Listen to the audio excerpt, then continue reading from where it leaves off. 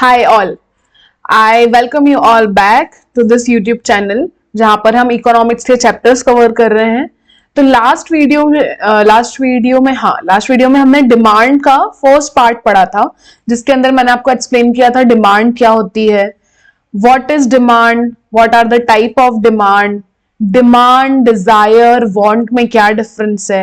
हमने बहुत बेसिक से उस चैप्टर को स्टार्ट किया था, ठीक है।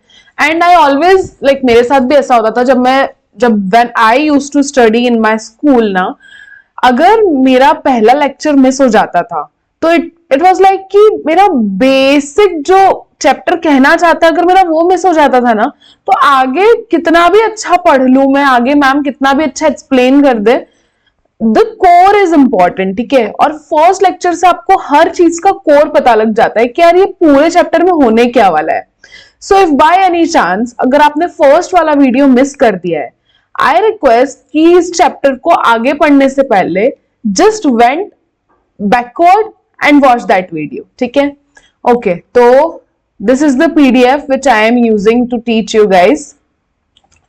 ओके, तो मैंने आपको बता दिया था कि इंडिविजुअल डिमांड के क्या क्या डिटर्मिनेंट्स होते हैं, जिसमें हमने इनकम की बात करी थी कि यार भैया किसी भी एक इंडिविजुअल की डिमांड किस चीज से अफेक्ट होती है।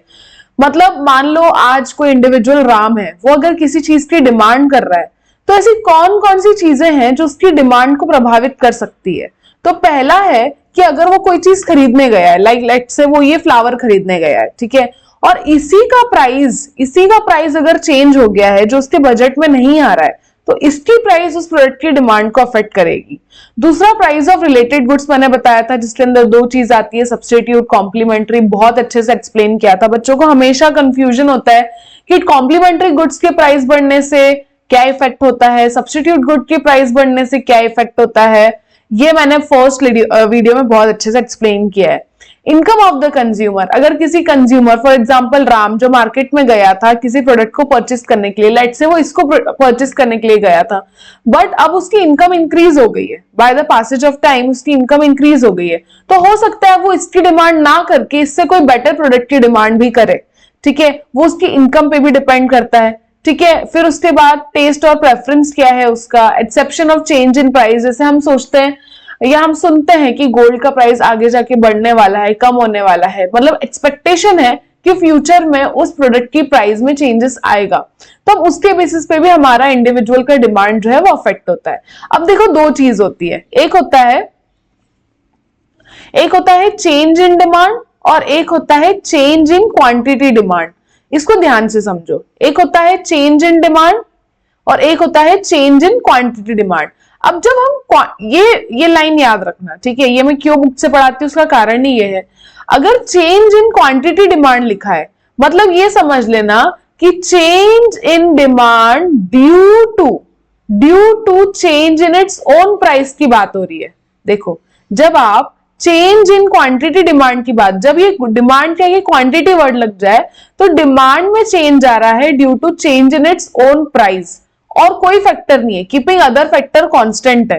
कीपिंग अदर फैक्टर कांस्टेंट मतलब मान लो कि अगर मैं मार्केट में ये चीज लेने गई हूं और इसकी डिमांड में अगर कोई चेंज आया और उसका एकमात्र कारण इस प्रोडक्ट की प्राइस है, कोई और अदर फैक्टर नहीं है। भाई हमने कितने सारे फैक्टर पढ़े, income, substitute goods, complementary goods, दुनिया भर के हमने कारण पढ़े जिस कारण डिमांड प्रभावित होती है।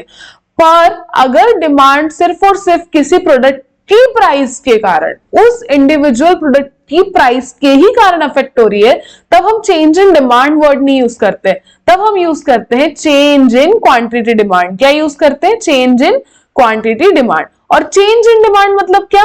चेंज इन डिमांड मतलब उसकी खुद की प्राइस को छोड़ के दुनिया भर के जो कारण है, जैसे कि income, related good, substitute good, जितने भी कारण मैंने अभी आपको ऊपर पढ़ाए हैं, वो सारे किस में आ जाएंगे? Change in demand. किसको छोड़ के? प्राइस को छोड़ के। तो ध्यान रखना, जब चेंज इन क्वांटिटी डिमांडेड लिखा हुआ है, मतलब चेंज आया है डिमांड में सिर्फ और सिर्फ उस प्रोडक्ट की ही प्राइस के कारण, कोई और अदर फैक्टर रिस्पॉन्सिबल नहीं है। और जब चेंज इन डिमांड लिखा है, मतलब उसकी प्राइस तो कांस्टेंट है, वो पहले 10 रुपए का मिल रहा था, अब भी 10 रुपए में मिल रहा है, पर दूसरे फैक्टर्स के कारण अब उसकी डिमांड कम हो गई। जैसे कि लोगों की इनकम बढ़ गई, मैं आगे जाके एग्जांपल दूंगी, डोंट वरी। जैसे मैं चलो एक छोटा सा एग्जांपल यहां ले लो, आगे जाके और डिटेल में एक्सप्लेन करूंगी। चेंज इन क्वांटिटी डिमांडेड, मान लो कि मैं इस फ्लावर को मैं लेने गई हूं, ठीक है, इस फ्लावर को मैं लेने गई हूं, ये पहले था 10 रुपए का, अब ये हो गया है 20 रुपए का। मैंने बोला यार भाई अगर ये 10 रुपए का होता ना तो मैं खरीद लेती, 20 रुपए का वर्थ तो मेरे को इसको नहीं लग रहा है, तो 20 रुपीज में आई वोंट परचेज दिस। तो इसकी डिमांड मैंने क्यों नहीं करी, क्योंकि इसका प्राइस बढ़ गया, ठीक है, इसको अलग हटाओ। अब ये तो हो गया इसकी खुद की प्राइस के कारण। अब मान लो मैं ये लेने गई, ये पहले भी 10 रुपए का था, अब भी 10 रुपए का है, पर अब मेरी इनकम बढ़ गई है, अब मेरे को लग रहा है नहीं यार, I think I deserve something more better, ठीक है, तो मैं क्या करूंगी, मैं इसी लिए दूसरा प्रोडक्ट खरीद लूंगी, क्योंकि मेरी इनकम में चेंज आया। इसकी प्राइस तो वही है, चेंज आया है मेरी इनकम में, तो फिर मैं इसको खरीदती हूँ, कोई दूसरा इसको ना खरीद के कोई दूसरा प्रोडक्ट खरीदूंगी। So this is called change in demand. अब डिटर्मिनेंट्स ऑफ मार्केट डिमांड, जैसे हमने इंडिविजुअल डिमांड किन किन चीजों से प्रभावित होती है, अब हम देखते हैं कि मार्केट डिमांड किन किन चीजों से प्रभावित होती है। मार्केट एज अ होल, तो मार्केट पूरा आप समझो कि पूरा मार्केट, अभी हम एक इंसान की बात करते हैं, एक इंडिविजुअल की बात करते हैं। अब मार्केट के अंदर क्या हो गया, बहुत सारे लोग आ गए, वो बहुत सारे लोग मतलब जैसे डिपेंड करेगा, जैसे बोलते हैं कि इंडिया बहुत डिमांडिंग कंट्री है। क्यों भाई, इंडिया इतनी डिमांडिंग कंट्री क्यों, क्योंकि इंडिया की पॉपुलेशन इतनी ज्यादा है।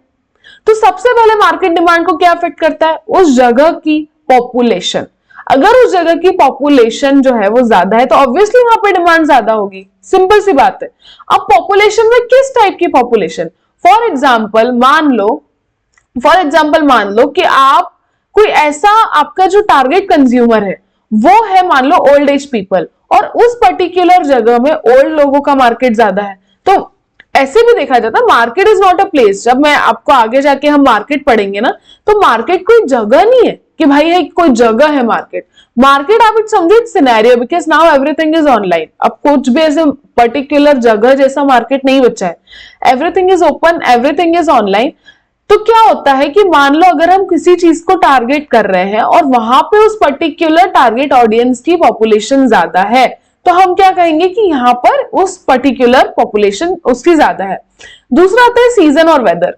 सीजन और वेदर ऐसी चीज है जो डिमांड को बहुत ज्यादा अफेक्ट करता है। सिंपल सी बात है, जब ठंड का मौसम आता है तो वुलन क्लॉथ का डिमांड बढ़ जाता है। क्यों बढ़ जाता है, क्योंकि सीजन ठंडी का आ गया है, वुलन क्लॉथ की रिक्वायरमेंट ज्यादा है, जैकेट्स है, स्वेटर्स है, इनकी रिक्वायरमेंट ज्यादा है। ठंड के मौसम में कोई रेनकोट की डिमांड करता है क्या, बताओ। कोई मार्केट, अगर हम सब मार्केट एज अ होल की बात करें तो ठंड के मौसम में कोई रेनकोट नहीं खरीदेगी जनता क्या खरीदेगी, स्वेटर खरीदेगी, जैकेट खरीदेगी। और फिर रेनकोट कब बिकेगा, बारिश के मौसम में। तो सीजन और वेदर एक कलेक्टिवली डिसाइड करता है डिमांड। डिस्ट्रीब्यूशन ऑफ इनकम, अब देखो पहले हम बात कर रहे थे इंडिविजुअल इनकम की, क्या बात कर रहे थे, इंडिविजुअल इनकम की, और अब मैं आपसे क्या बात कर रही हूं, distribution of income. Distribution of income का क्या मतलब है, जैसे मान लो कोई पर्टिकुलर कंट्री है, ठीक है, अब उस पर्टिकुलर कंट्री वो अमीर है गरीब, जैसे फॉर एग्जांपल कोई मान लो एक क्रीम है, ठीक है, मान लो एक क्रीम है, उसकी प्राइस है 1500 रुपए, क्या है 1500 रुपए। अब अगर आप ये 1500 रुपए का क्रीम, अगर आप किसी छोटे से गांव में जाओगे, ठीक है, छोटे से गांव में जाओगे जहां पे लोग सिंपल लाइफ जीते हैं, सिंपल अपनी खेती बाड़ी करते हैं, कोई लोगों की अल्ट्रा रिच इनकम नहीं है, एक नॉर्मल पीपल मिडिल क्लास वहां पर रहता है, तो क्या आप वहां पे 1500 रुपए की क्रीम की टारगेट ऑडियंस ढूंढ सकते हो, नहीं ढूंढ सकते हो भाई, क्योंकि वहां पे डिस्ट्रीब्यूशन ऑफ इनकम जो है वो इक्विटेबल है ही नहीं उस प्रोडक्ट के लिए। वहीं आप 1500 रुपए का प्रोडक्ट लेके आप जाओ साउथ बॉम्बे में, पीपल विल इजीली बाय, क्योंकि वहां का क्राउड ऐसा है, वहां लोगों की इनकम वैसे डिस्ट्रीब्यूट है कि वहां आप अपनी टारगेट ऑडियंस बना सकते हो, ठीक है। See I am not dividing, this is just an example, this is just a hypothetical example, I am not anyway saying कि गांव के लोग हैं तो मेरा कहने का मतलब ये है कि वो लोग एक सिंपल लाइफ जीते हैं, ठीक है, वो लोग मिडिल क्लास है, ठीक है, we like me, like I am middle, I belong to middle class. अगर तुम उन टारगेट ऑडियंस को फोकस कर रहे हो तो आपको वहां का डिस्ट्रीब्यूशन ऑफ इनकम भी देखना पड़ेगा, ठीक है। अब हम आते हैं डिमांड फंक्शन पे। तो देखो डिमांड फंक्शन क्या होता है, डिमांड फंक्शन एक रिलेशनशिप बताता है, क्वांटिटी डिमांड। बेटा क्या वर्ड आ गया है यहाँ पे, मैंने अभी आपको जो इतना डिटेल में समझाया, क्या आ गया है, क्वांटिटी डिमांड। क्वांटिटी डिमांड लिखा है मतलब जरूर जरूर जरूर इसका रिश्ता सिर्फ और सिर्फ उस कमोडिटी की प्राइस से है और अदर फैक्टर्स आर कांस्टेंट। तो relationship between quantity demand for a particular commodity and the factors influencing it, quantity demand and factor, it can be either with respect to consumer individual demand function or a consumer market demand function. तो individual demand function refers to functional relationship between individual demand and factors affecting individual demand, और market demand function बताता है, market demand function बताता है, क्या बताता है, market demand and factors affecting market demand। ठीक है, अब इसी से क्या बन जाता है, डिमांड स्केड्यूल, मतलब एक टेबुलर फॉर्म में हम इसको एक्सप्लेन करने के लिए समझेंगे कि मान लो जब उसका प्राइस, अभी मैंने बताया कि जब हम क्वांटिटी डिमांड की बात कर रहे हैं तब हम सिर्फ और सिर्फ उस प्रोडक्ट की प्राइस की बात करेंगे, दूसरे किसी फैक्टर की बात नहीं करने वाले। ठीक है, तो for example individual demand schedule, अब मान लो प्राइस है 5, प्राइस कितना है अभी प्रोडक्ट का 5 है, तो क्वांटिटी डिमांड कितना है 1 है, प्राइस कम हो गया, प्राइस कम हो गया तो डिमांड क्या होगा, बढ़ेगा, जैसे जैसे प्राइस कम होगा वैसे वैसे डिमांड बढ़ेगा, और या तो बोलो कि जब जब डिमांड बढ़ेगा तब तक प्राइस कम हो रहा होगा, क्योंकि हम रैशनल कंज्यूमर की बात कर रहे हैं यहाँ पे, हम एक रैशनल, मैंने आपको रैशनल का मीनिंग समझाया, we are talking about rational consumer. Rational consumer हमेशा वही प्रोडक्ट कंज्यूम करता है जब उसको कम प्राइस में ज्यादा सेटिस्फेक्शन मिलता है, हमने कंज्यूमर इक्विलिब्रियम में पढ़ा है।